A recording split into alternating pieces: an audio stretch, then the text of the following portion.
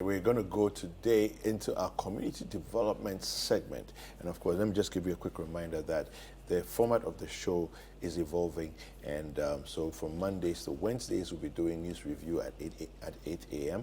And then on Thursdays, we'll do the community development segment. And for those of you who have been watching for a few years, you probably missed the news review segment, so we're bringing it back, but we're also maintaining the community development as well. So on Thursdays, we'll be having that.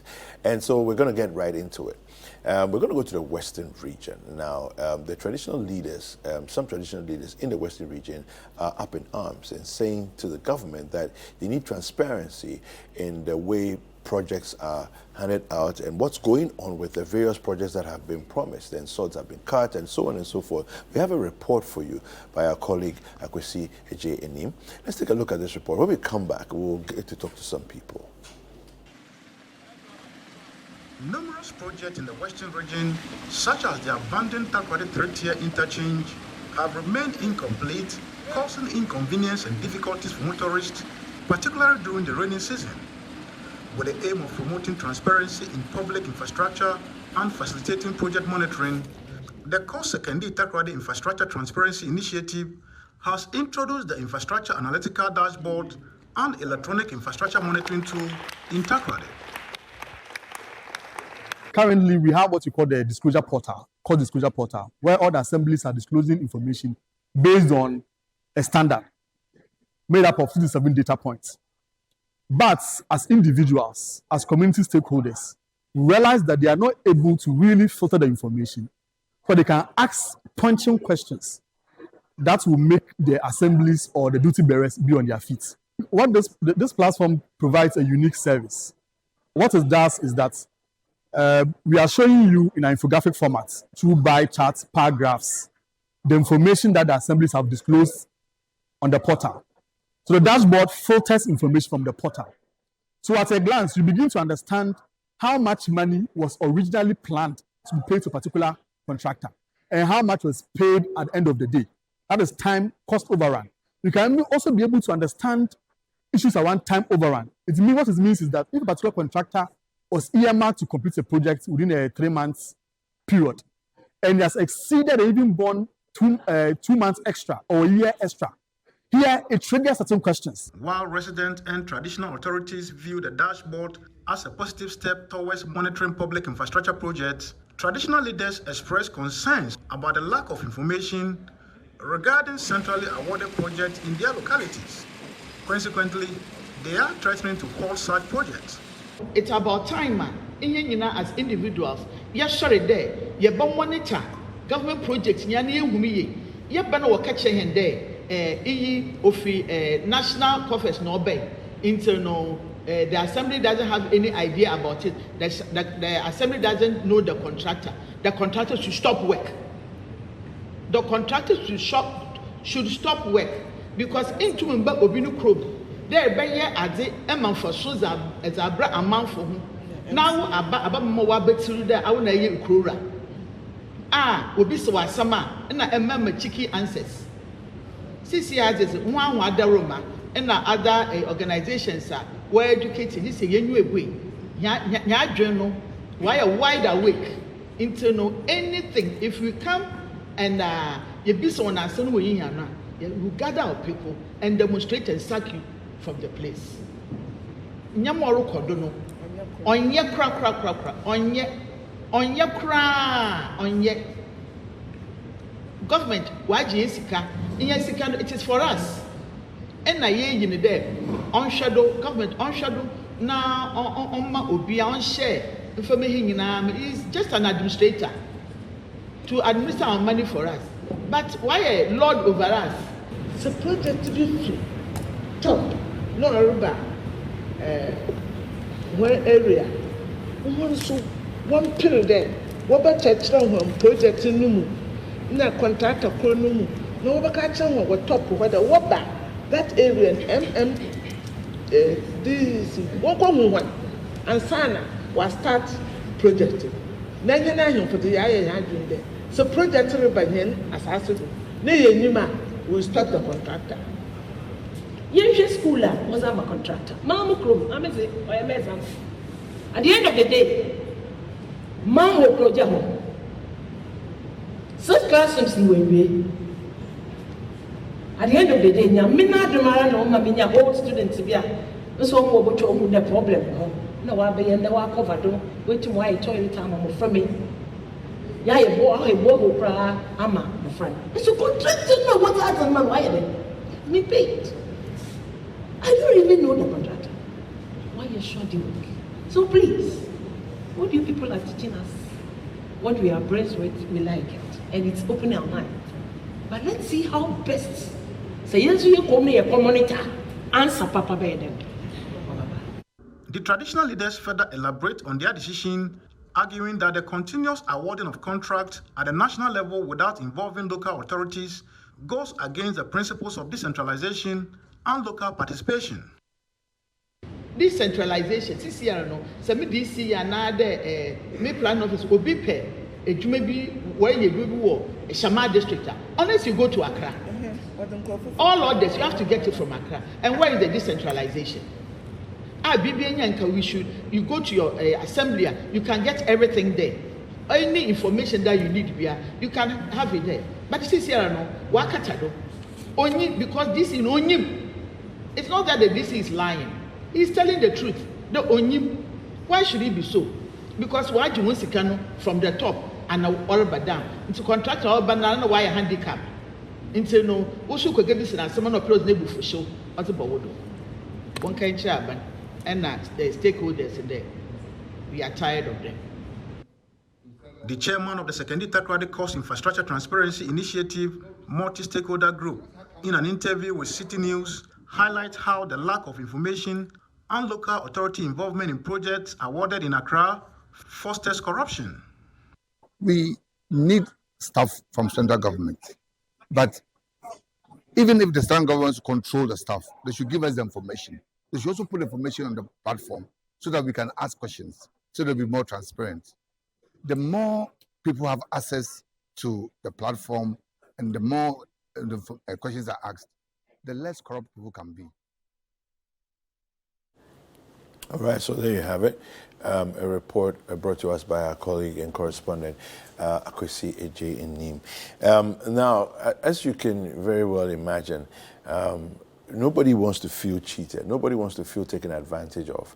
And Chris, what seems to be happening in this situation is that we've not figured out how to we keep talking about stakeholders and, you know, the people on the ground being a part. It's like, what do you say? You say governance is a joint effort. Governance is a collective effort. But somehow when things are being implemented, decisions are taken from central government and somewhere in Accra, and it's implemented without the buy-in or the involvement, you know, of local citizens, and so it poses a challenge.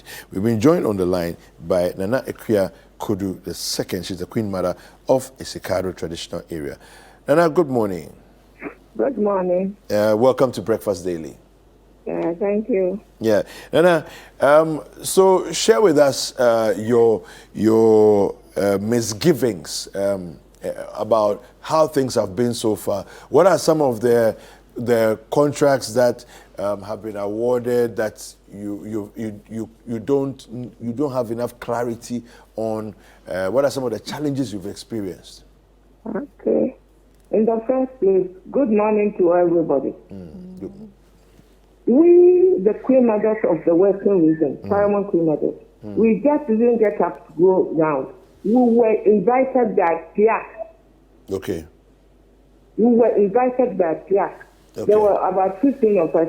At that time, only 8 of us could attend the meeting. Okay.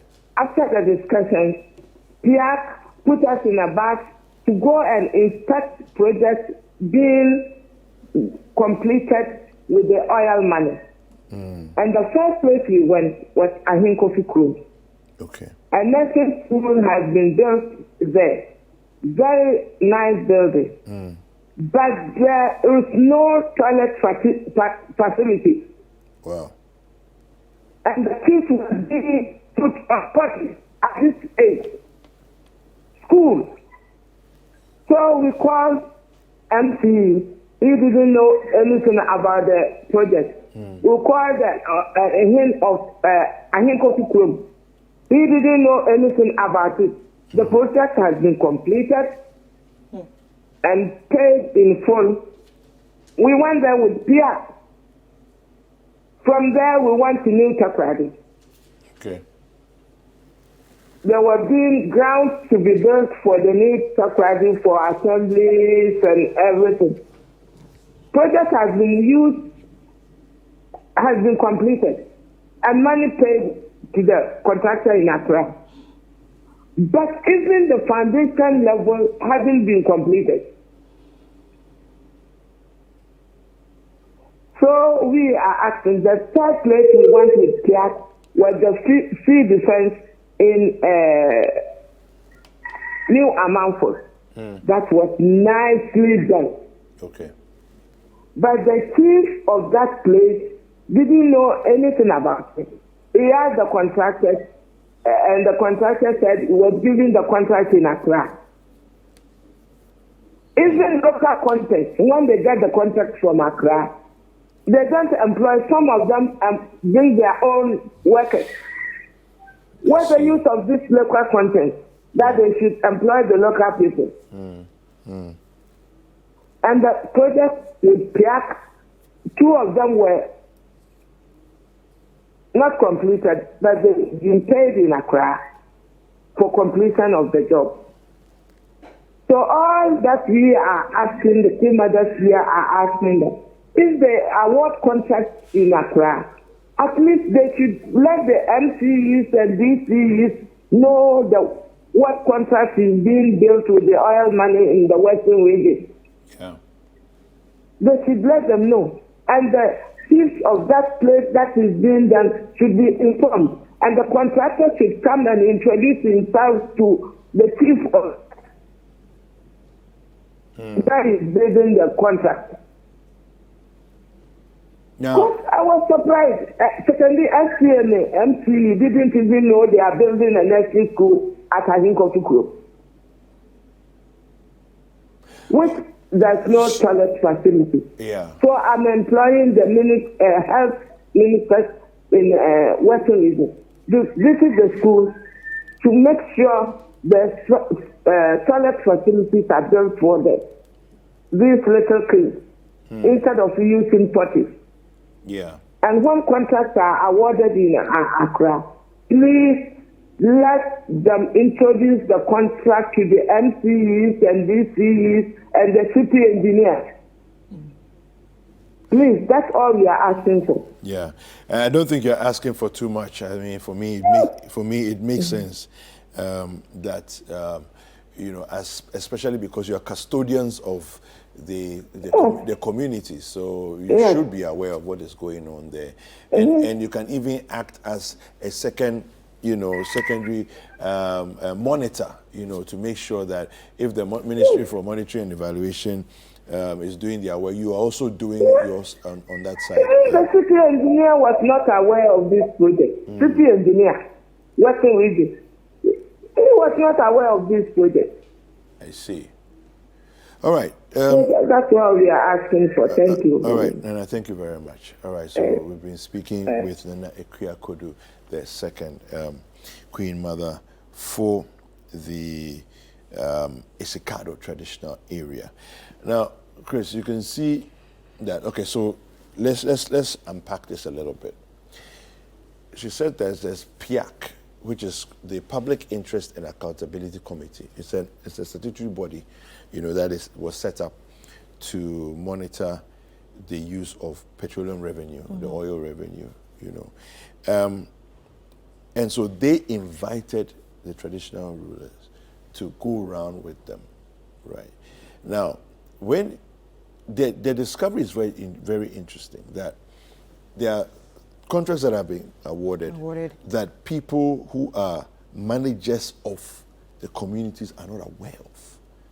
You even see, and one of the complaints that they made in the report we watched earlier, you even see a project going on and you ask questions. Yeah. And you're made to feel like you have no business asking me the question. You True, know? because you didn't employ me. Yeah, but you see, I think that's something we've gotten wrong.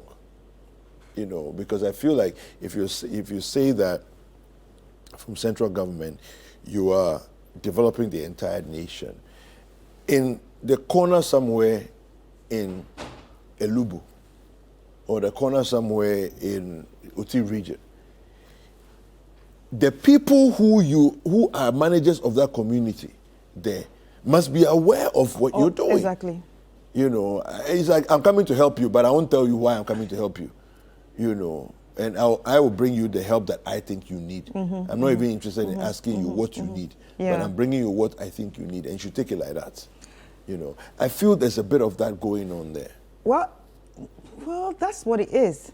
I think that's what it is. From everything she said, I mean, they have the right to, you know, ask questions because, like you said, they're the custodians of the land, and they also, like, with having these informations, is also, you know, help the whole accountability process. And if we're in a country that practices democracy, I think... What do we even understand by democracy? Exactly. Have we brought all the people in? It should be participatory, yes, you understand? Exactly. We should be practicing participatory kind of democracy yes. That everybody Which should is what be we signed involved up for. in. Yeah, that That's everybody should be involved in. And that is the part that we are missing. Like you said, if the custodians of the land come and ask contractors what's going on, and, you know, and there's some kind of rubble, you know, at the end of the day, if anything happens to those contractors, who is to be blamed?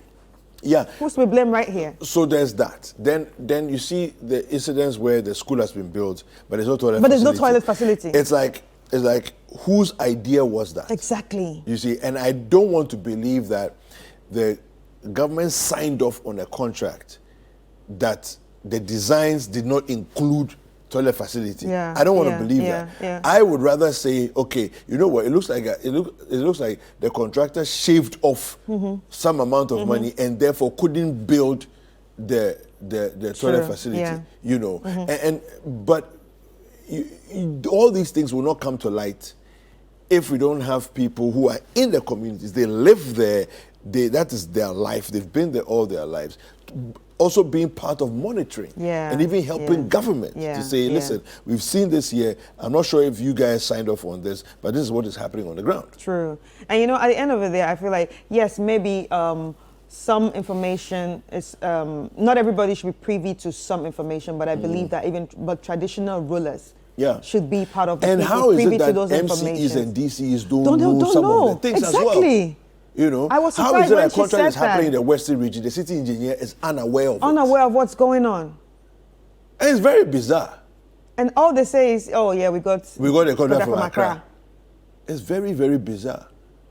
You know, that this sort of thing should be going on in 2023. In 2023.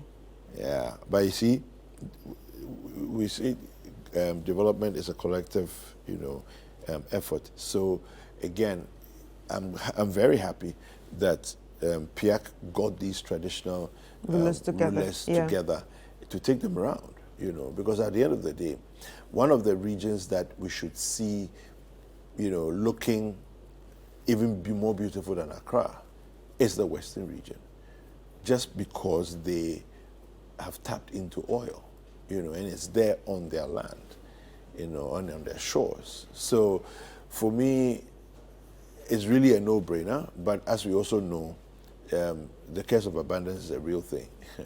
You can have all the natural resources, like Ghana, we've had all the gold for so many. And Obuasi, which is one of the places that we got the gold from, is one of the most impoverished towns in the country. Right, you know. right. So anyway, we're going to have a conversation with Aziz Mahmood, who's the project coordinator for CoST Infrastructure Transparency Initiative. Aziz, good morning. Good morning, my friend, and good morning to your viewers. Yes, welcome to Breakfast Daily. Now, so the cry from the traditional rulers, first of all, what is your take on their insistence on knowing a bit better what's going on there? What's your take on it? And then what are some of the things you feel we should do as a nation to make sure that there's clear transparency from government end to community end? Yes, thank you very much. I think listen to Nana, the Queen Mother of Iskado traditional area. It's evident that they are very much concerned because you ask yourself, what are those infrastructure projects going to do? Who are they going to serve? It is the common people, the target communities, and also the target beneficiaries. So why would anyone or why would any institution decide that I want to keep information to myself? Why would I want to shelve information and keep it from the individuals who the project are supposed to serve?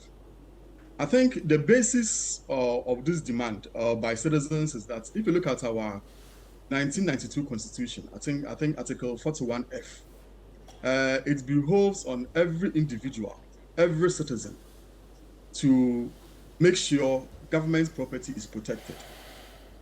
It does not suffer abuse. It does not suffer misuse. That is the base upon which individuals, including these queen mothers, are asking for the right things to be done. Because if you do not have information, if you are not armed with information, how do you seek for accountability? How many times have we seen government projects or projects that are publicly funded being abandoned in the bush? How many times have we seen government projects that are of shoddy nature? So many that we can all cite examples to.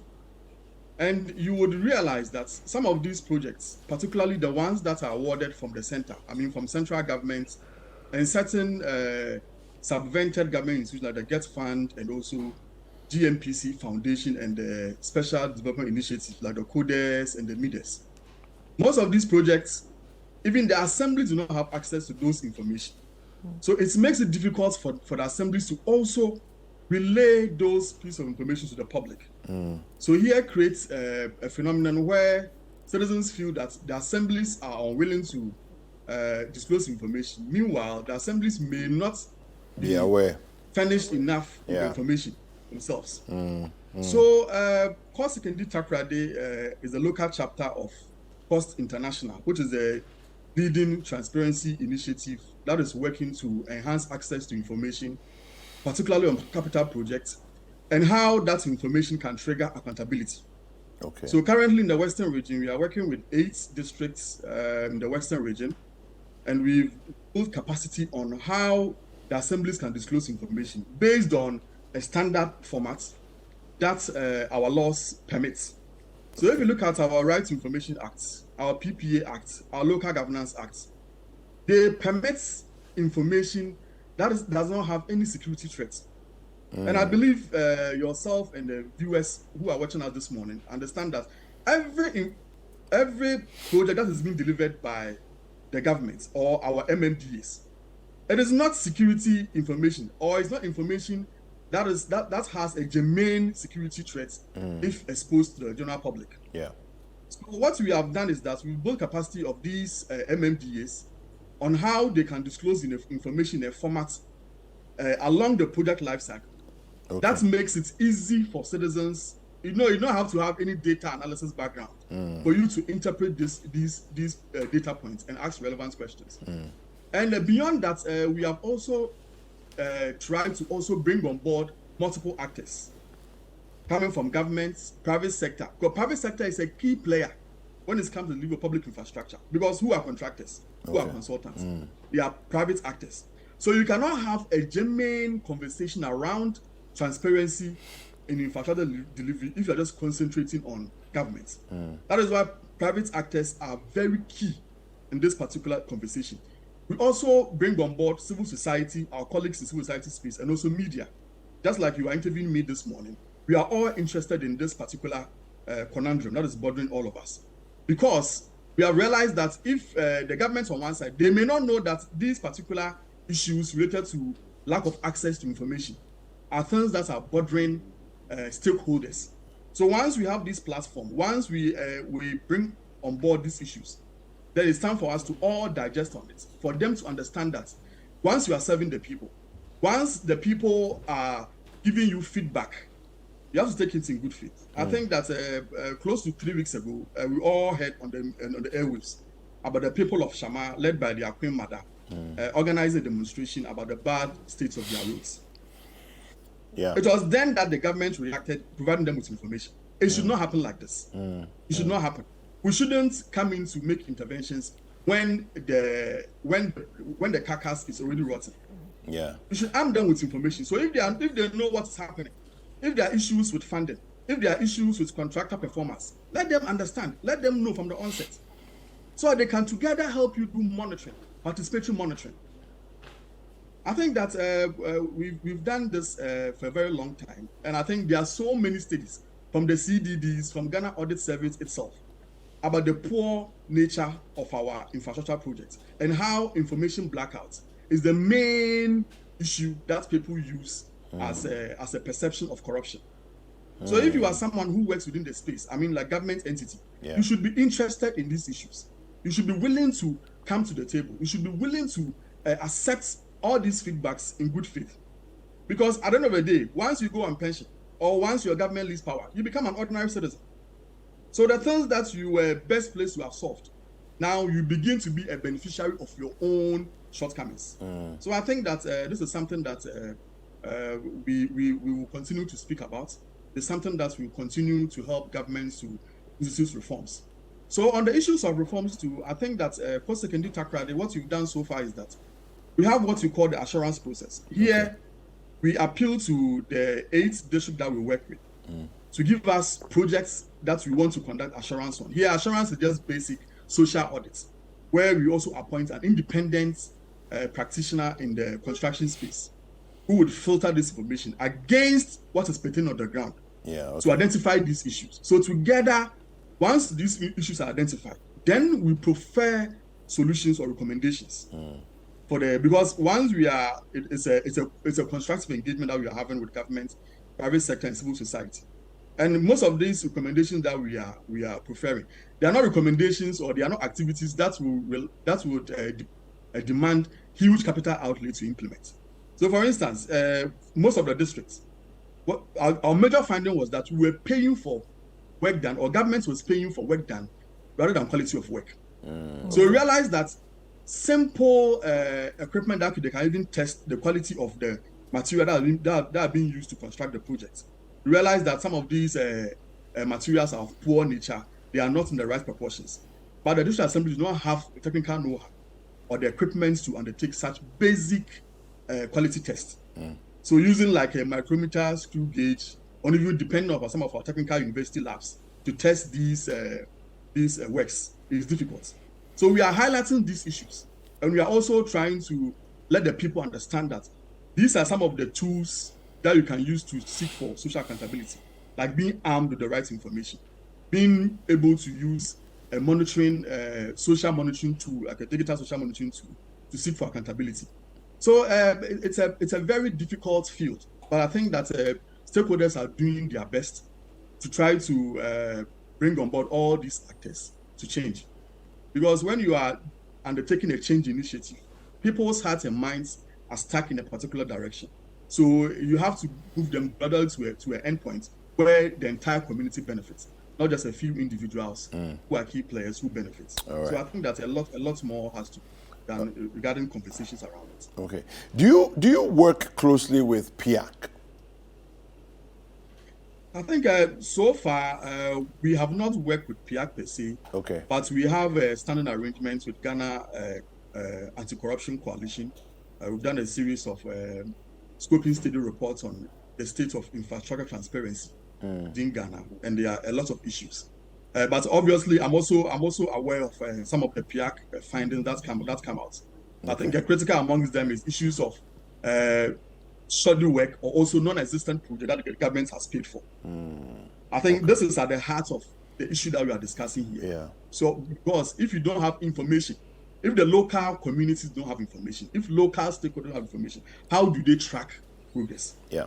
How do they make sure that the projects are implemented according to the contract? So there's an issue that I think all of us have to put our oars to the wheel. All right, Mr. Axis, I just want to know, are there any potential best practices from other regions or other countries that can be adopted, to improve information sharing?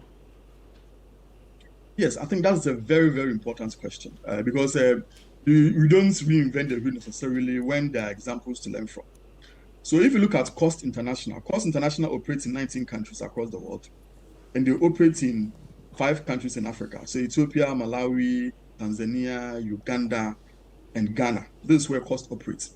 So when it comes to disclosure, CoST has a standard disclosure template, which it has named Infrastructure Data Standard. These are 67 data points that captures every single information related to the project lifecycle.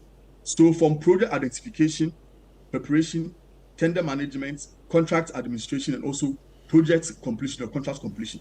Here, this standard list of items captures information on how the project was identified, how contract documents were prepared, how procurement was conducted, how contract administration was conducted. Here, monitoring to make sure the contractor is working according to his contract, and also information germane to project completion. So CoST has this standard data disclosure formats that all these countries have adapted. But unfortunately in Ghana, this is a subnational program. I think initially the discussions were around how do we get it to be a national program, and the conversations were being done with PPA. I think a couple of years back, I think 3 or so years back. And the lead person was the PPA CEO, now finds himself in a bit of a quandary. I wouldn't like to go so much into that. That is how come our scope of operations have been limited to the Western region. So we are still engaging with the National Open Government Secretariat, which is led by the former senior minister, and also Ghana Anti-Corruption Coalition, to ensure that this particular template is adapted nationwide. And procuring entities here, procuring entities mean MMDCs or subvented government institutions who deliver public infrastructure projects to use to disclose project data. Right. And one of the key things that we should all identify is that here we are not talking about when the product has been delivered. So at every stage of project life cycle, certain specific project information has to be delivered or has to be disclosed publicly so that citizens will know about it, and they can also monitor to see that or to confirm that truly the projects are being constructed according to the information that has been disclosed. So these are some of the examples that has been done.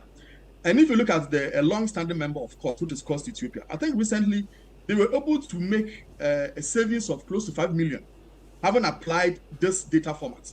Here, the local chapter of CoST International at Ethiopia was able to interpret the data and ask germane questions and brought stakeholders involved. Here, the procuring entity was able to whittle down the cost because it was identified that there was some unnecessary cost that has been added to a specific project. So once the media became involved, once CSOs became involved, quickly the procuring entity revised the contract to reflect the actual work that the contractor would perform. I think this is not also alien to just Ethiopia. I think preparing for this interview, I think I glanced through Ghana Audit Services reports, which is a Judicial Assembly's Common Fund Responsiveness Factor Grants. Here, there's a portion of the DACF that is given to performing MMDAs. And they realized that close to 500,000 Ghana cedis had been paid to contractors for no work done. Because when the auditors went to the ground, they realized that there were items that has been paid for, which has been captured in the contract, that the contractor did not perform. But they had been paid these monies. But sometimes, if we rely on just audit service, if media men sit back, if civil society organizations sit back, if community leaders sit back, these are the dangers that would happen. But how many times have how much has the government been able to recover from these government institutions out of the findings from the Ghana Audit Service? So little. So little. So these are examples that we can learn from. And I think Sekondi-Takoradi has been able to enhance access to information from these 8 districts. And I think there's a lot more that we can do. All right. Mr. Aziz Mahmoud, thank you very much for speaking to us this morning. We've been speaking with Aziz Mahmoud. He is the project coordinator for CoST Infrastructure Transparency Initiative. And they basically look at government projects and contracts that have been given out and assess, go from start to finish, make sure that people are doing the right thing. It's an anti-corruption agency basically, and that's what they've put on themselves. Well, I think it's a good, for me, I like the fact that there are watchdogs. True. People are watching, people are monitoring. And now we also want to say that the traditional rulers and people in the community should also be put, to task as well, to say, listen, we need your eyes as well to make sure that what it is we say we're doing at the beginning from central government is followed through, and that's what we get at the end. Value for money. We always talk big about value for money, but we don't put anything in place to make sure we actually get value for money. And at the end of the day, so many millions are wasted and lost with bribes and all kinds of funny things, shenanigans that goes on. It's really serious. It's really serious. All right. Well, Breakfast Daily is going to take a quick break. We'll be back with a few more stories.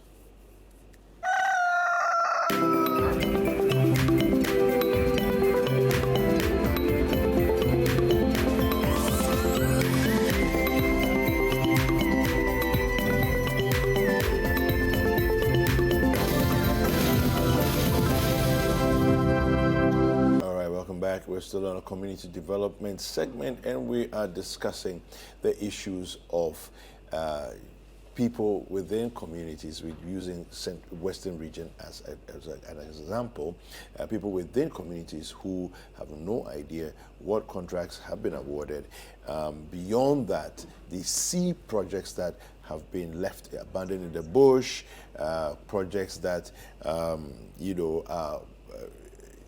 basically useless in the sense that you build an entire school, but there's no toilet facilities in the school. All these kinds of things, and this is what we're discussing. We've been joined by Engineer Ebenezer Kwafu, who is a municipal works engineer with Takwa in Soyam Municipality. Engineer, good morning.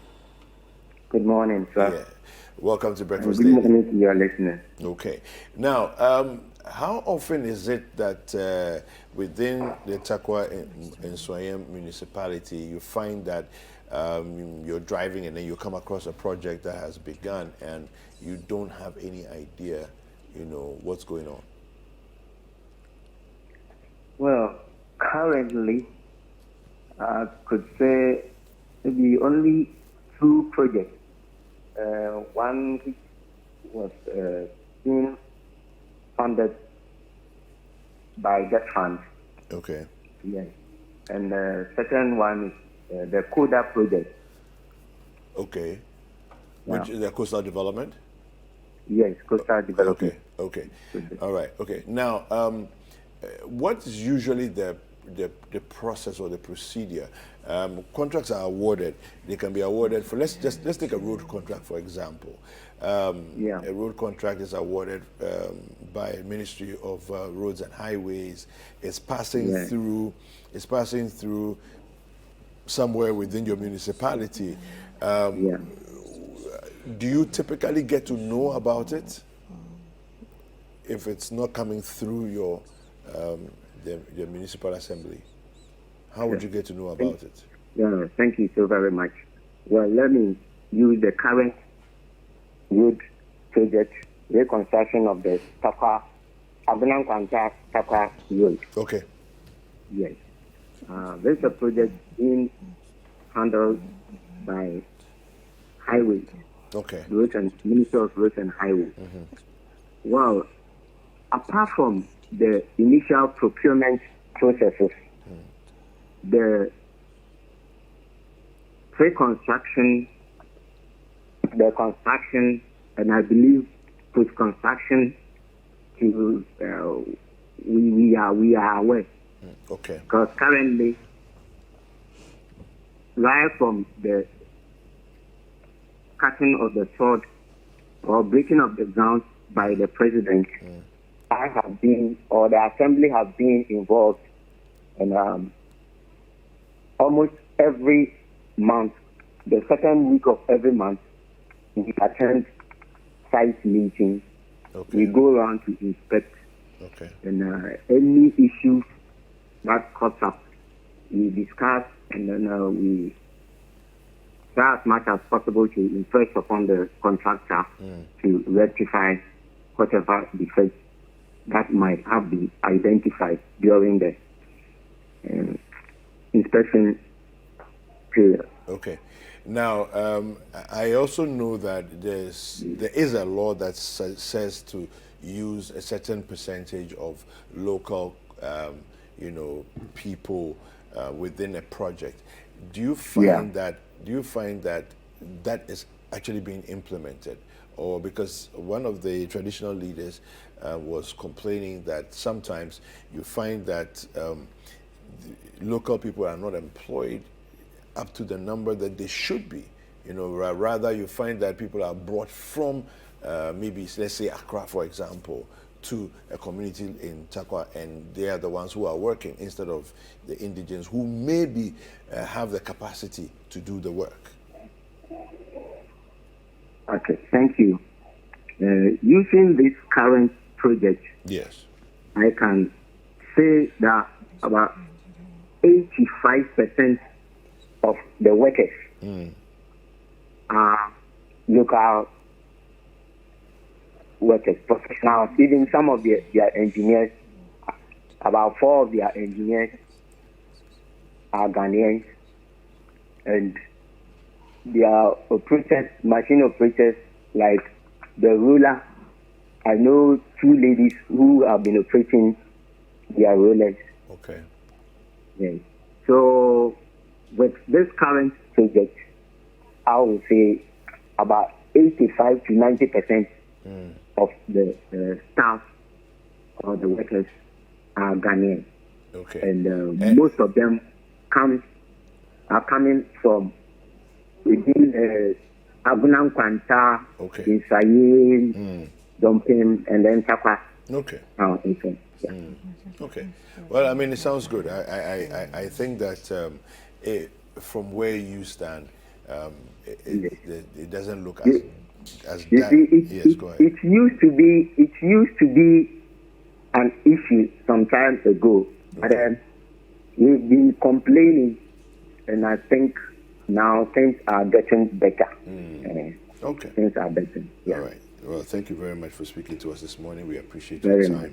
Yeah. And that's Engineer Ebenezer Kwafo, who is with the Takwa and Swayam municipality. All right. So, yeah. I mean, at least from his end, from his side, it sounds a bit positive. A little more positive. Yeah. So. Yeah. But I think it's important for the stakeholders to actually know what's going on, especially people that are supposed to be watching over people.